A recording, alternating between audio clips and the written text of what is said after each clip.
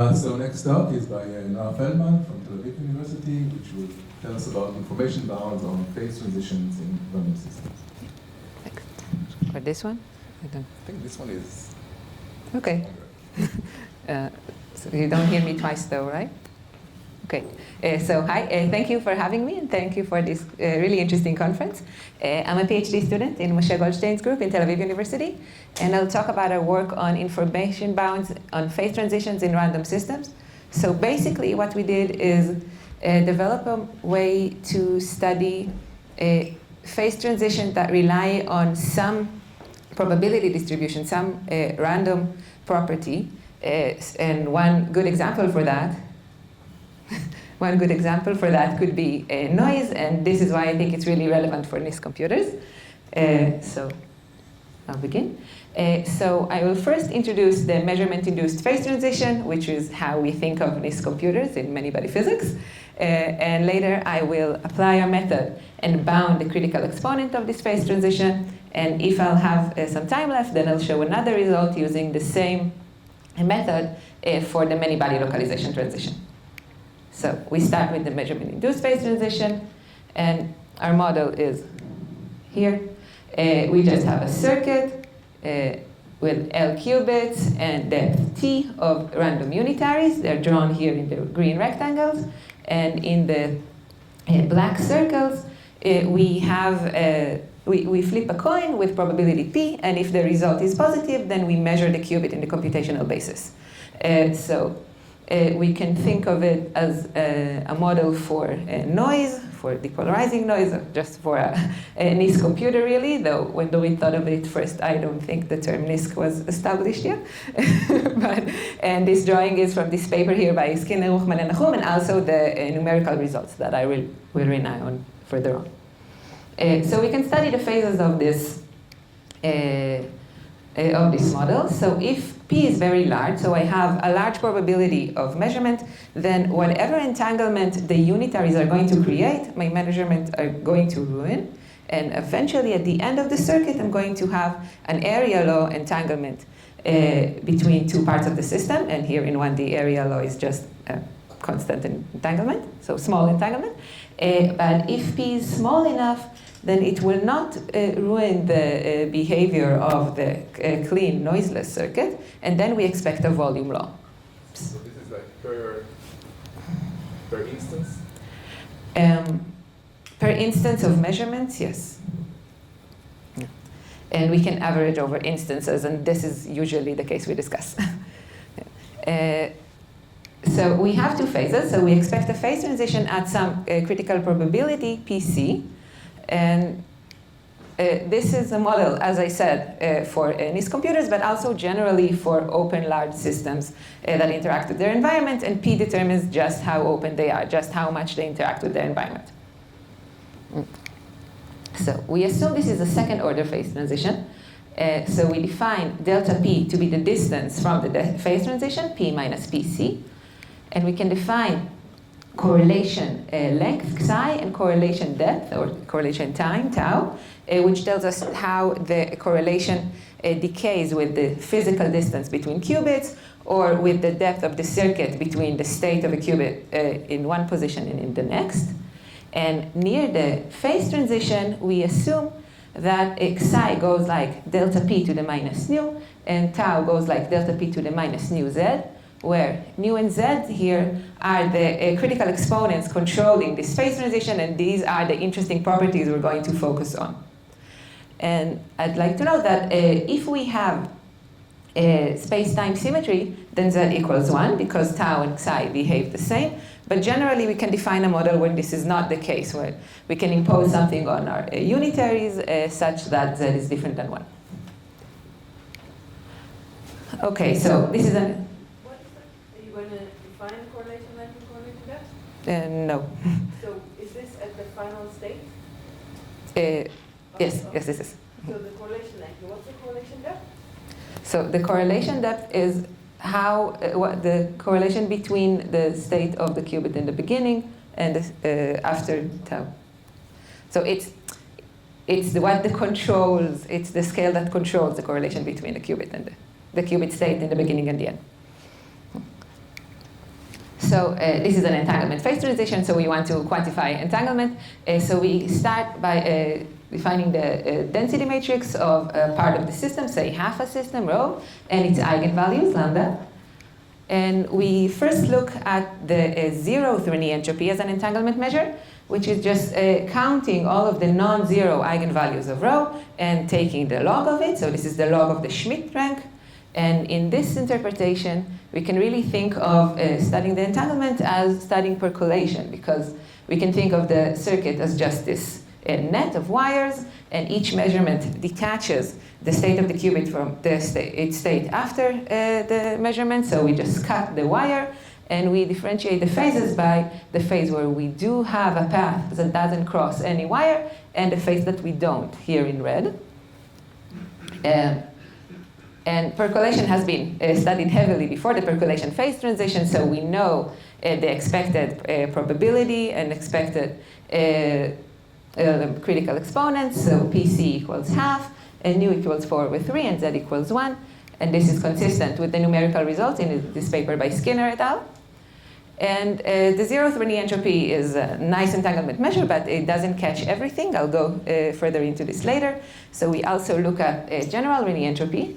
So the nth Renyi entropy is defined here as the log of the sum of the eigenvalues to the nth power. And here we can no longer treat this as a percolation problem. So we, in fact, don't have any analytical way of analyzing this, only numerical results. And from this paper, for example, we see that PC is somewhere around 1/4, and the critical exponent nu is somewhere around 2. So we see that this really is a different phase transition that we need to study separately. Okay, so this is what we need to know about the phase transition, and now we start applying our method for studying it. And the approach that we will take is using information theory as a tool for studying many-body physics. So information theory originally is a tool for studying text or figures or some long strings of data. But in fact, we can think of it just as many-body physics or many-letter or many-qubit physics, the way you prefer it. So we can use methods developed in information theory to study many-body physics. And this has been done before. So good examples are entanglement, originated in quantum information, but heavily used in many-body physics for characterizing phases like this one. And also quantum magic or other properties originated in quantum resource theory. And now people are starting to look at it as a tool for studying many-body physics. And probably my favorite example is the classical spin glass that has been shown to be NP-complete. So this tells us that it's gapless, and this tells us that physically it needs to have a critical behavior. So what we'll do here is use the same approach, but with a new angle. And the informational tool that we're going to use is a very simple one. We have some variable x that is distributed by some probability distribution p.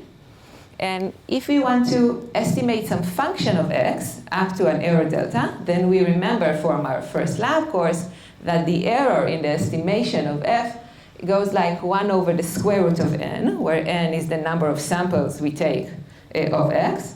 So this means that the asymptotic behavior of n, the asymptotic behavior of the number of samples, will go like delta to the -2, or worse if we decide to maybe throw away some of our samples or something like that. So this bound here, this relation between n and delta, is what we're going to use further on. And now we think of an hypothetical setting, an imaginary setting. And in our imaginary setting, we have some random circuit model, like I showed before. And the circuit dimension is d. So in the drawings, d was always equal 1, but we can have any dimension we'd like. And some known small constant delta. And we are allowed to make some initial preparations. And in our initial preparations, we can compute the critical probability, the critical exponents, and all of the constants describing the phase transition up to an accuracy which is much smaller than delta. Right? And how we do it, I don't really care. This is an imaginary setting, so I can do it numerically by taking an entire farm of supercomputers and let them calculate this for 100 years. Or maybe I'm lucky enough to be able to do this analytically, or maybe I get an all-knowing oracle that tells me everything there is to know. It doesn't matter. It's imaginary as long as we agree that we know everything there is to know about the model of a random circuit. Right? So this is a fantasy setting. We are much more knowledgeable as we can usually hope to be, but we still have rules. So we have access to a lot of prior knowledge, everything there is to know in advance, but we still can't define nature. So specifically, if I'm introduced with a new variable, this bound over the number of samples and the required error still cannot be broken. So now, we continue in our imaginary setting, and a classical computer is introduced with a decision problem. We have some oracle that gives our classical computer samples from some probability over 0 or 1. And we know that the probability for 1 is either PC plus delta or PC minus delta. So we're either just a little above PC or just a little below it. And the task is to determine whether we are above or below, right? So whether the sign here is plus or minus. So naively, the task is just differentiating two probability distributions. One characterized by PC minus delta and one characterized by PC plus delta. And the straightforward and optimal approach for solving this is just start sampling from the oracle, estimate x by taking the sample average up to an error delta. And once we estimated it, we can just know p and differentiate. And we know that the number of samples we need to make here goes like delta to the minus 2. So this is the optimal way, but now I want to suggest a different way. And the alternative strategy would be to start sampling n values from the probability, n values from the oracle, n queries to the oracle, and then simulate a random circuit like this, like in our model, determine the phase of the circuit, and then based on the phase that the circuit is in, I know in which side of PC I am in. Because if I'm in the entangled phase, then I know that PC was just a little below, that P was just a little below PC and the other way around. So this will take a long time for a computer to do because I need to simulate a classical circuit that might have a volume law entanglement, and I need to average over a lot of cases. So it will take a long time and space, but we don't care. We only care about sample complexity. We only compare the number of queries we need to make from the oracle, and the sample complexity is the size of the system we need in order to differentiate the phases. So this is determined. When you say sample n values from P, you mean that for each edge you decide if it's yes or no? Oh, yeah, I'm sorry. I sample n values. They're either 0 or 1. And then I simulate a circuit. And each of this black circle here, if I got a 0, then I don't measure. And if I got a 1, then I do measure. So I take these values and they help me simulate like a noisy circuit this way. As the calculation, I don't know, the yes or the no edges. Yes. For a fixed random circuit. Yes, I get a fixed the fixed random measurements. If I want to take a lot of attempts with the unitaries, then I can. Right? The only thing that I'm not allowed to do is sample more values from my oracle for the measurements. So we sample n values. Based on that, for simulating a circuit, and then this. If I'm a little bit above PC, then I expect to be in the area law phase. If I'm a little bit below, I expect to be in the volume law phase. So based on the phase, I determine in which side I am. And now we're analyzing the sample complexity. And this needs to be, the system needs to be large enough so we are not affected by boundary effects. So it needs to go something like psi to the power of d times tau. So we need like a box with length that goes like psi in each spatial direction and like tau in the time direction. Right?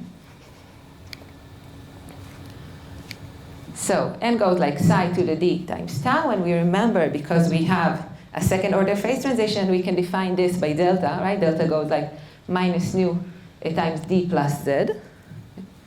But we know that this cannot be better. The strategy that I just defined cannot be better than the optimal strategy, so it cannot be better than delta to the minus 2. And now we can combine these two to get this bound here over the critical exponent. Nu times d plus z is larger than or equal to 2. And in the numerically studied cases, then d equals 1 and z also equals 1, so this gives us a bound of nu is larger than or equal to 1. And this bound here is our main result. So we got, from our informational bounds, we got a bound on the critical exponent of the physical phase transition. And I think it's interesting, first of all, it's consistent with numerical results, so we're happy. And I think it's interesting because it's really extremely generic. We can talk about all circuits dimensions. So far, there are analytical results only for d equals 1. Also for all entanglement measures, I didn't even think of which entanglement measure I'm using. And so far, as I said, there are only analytical results for the zeroth Renyi entropy. And also, all tweaks and changes I want to do for the model are still consistent with this bound. I can apply the same approach, and I can still get this bound again. So, just in short, what we did is we started with a phase transition that is controlled by random variables. So here I show this over the measurement-induced phase transition, but it can be for other phase transitions as well, such as localization phase transitions, and I think also for the Kibble-Zurich model that Emmanuel showed yesterday. We then imagine a task of differentiating two distributions that are equivalent to two phases of the system. And then we estimate the required system size for differentiating the phases, and combined with the sample bound, we get a bound on the critical exponent. So this is the result, and I want to note an interesting point. So let's recall the entanglement measures that we have. So we looked at S0, which is counting the number of non-zero eigenvalues of the density matrix, which is legitimate entanglement measures, but it has problems. So, for example, it's discrete, and it's really sensitive to changes like this. So if I start from this density matrix and I move to this one, so I just take a zero eigenvalue and I enlarge it by just a tiny bit, then S0 is going to be quite sensitive for that. But it's not going to be sensitive at all to a change like this. So I completely change the ratio of eigenvalues, but I still have only two eigenvalues. But if I look at the nth Renyi entropy for n 2 or larger, then this is already sensitive for this. So usually, if we can, we would use n equals 2 or larger, because usually we assume that it tells us more about the system. So now we recall that we got this bound nu is larger than or equal to 1 for the study numerical cases. So based on what I just said, and we would expect that it's bound to be tight when the data, the information that we take from the oracle, we take from the distribution, is utilized optimally, right? Because this inequality is an equality when we use the optimal way from differentiating the two phases. So based on what I just said, my expectation would be that the bound would be tighter for Sn because it utilizes the information better. But this is not the case. Numerically, we see that the critical exponent for S0 is 4/3, and for n, it's significantly different. It's somewhere around 2 for the n equals, I think, 2 and 3 and infinity. So I think this is counterintuitive for me, and I think this is interesting because maybe it means that S0 uses the information more efficiently, like we throw away less information this way. And if you have any idea about that, then I'd love to hear your opinion, because I think this is an interesting point. And how much time do I have? 7 minutes. Okay, great. So we can now go over a second result we got in the same method about many-body localization. So I'll only go briefly into this. I won't go into the technical details. But I think it's interesting mostly because it shows us why it's interesting to study critical exponents. So the model we are studying is many-body localization. we start with some many-body interactive model, living here in the drawing on a one-dimensional lattice. It could be higher, but this is, I only drew one-dimensional. And then we add disorder, so we add random local potentials, epsilon, that the width of the distribution is W. So W, we call it the disorder parameter. The larger it is, the more disorder we introduced. And it can be shown that in a large enough disorder, so W larger than some critical value, WC, the eigenvectors, the eigenstates of this model are no longer spread across the entire lattice, but they are localized around a single or a small group of nodes, and their amplitude decaying exponentially with the distance from this node. And localization ruins thermalization of systems, because when a system thermalizes, it forgets its initial conditions. They are kind of spread across the entire system. But when the system is localized, then it maintains the initial conditions. And this makes many-body localization system a good candidate for quantum memory, but also a model for conductance in physics. It's an interesting model. And an important thing to say about it, that it's extremely hard to study, because we have both interaction and disorder. There are really very few tricks for analytically or numerically study them, and there's actually a heated debate about the nature of the localization phase transition or whether it actually occurs.